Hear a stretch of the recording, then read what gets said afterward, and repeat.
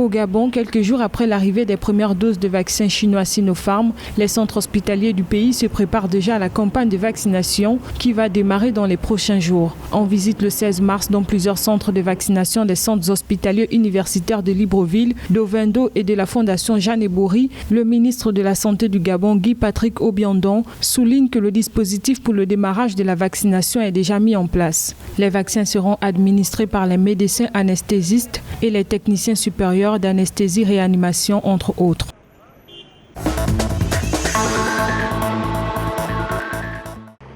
Le gouvernement rwandais a autorisé la reprise des déplacements entre Kigali et les autres provinces du pays après un arrêt de 2 mois qui avait été imposé pour freiner la propagation du Covid-19.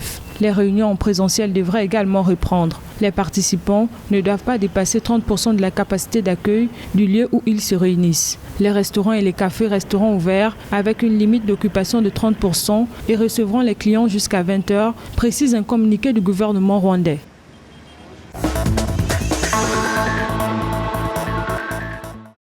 Au Sénégal, la campagne de vaccination contre le Covid-19 avec le vaccin AstraZeneca se poursuit malgré le fait que plusieurs pays ont arrêté l'utilisation de ce vaccin. Pour les autorités sanitaires sénégalaises, à ce stade, il n'y a pas de raison de s'inquiéter. Selon elles, aucun problème majeur n'a été constaté jusqu'à présent sur les personnes vaccinées avec les doses AstraZeneca. Rappelons qu'au Sénégal, 324 000 doses du vaccin AstraZeneca ont été livrées au début du mois de mars. 1 million de doses supplémentaires sont attendues en mai 2021.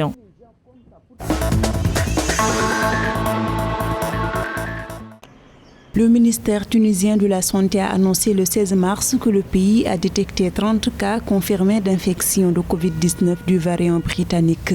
La nouvelle souche britannique du Covid-19 a été signalée dans 4 provinces du pays, à savoir Kasserine, Siliana, Béja et Tunis. Le ministère de la Santé tunisien a déclaré que les mesures préventives nécessaires ont été prises pour bloquer la propagation de ce variant et isoler les zones concernées.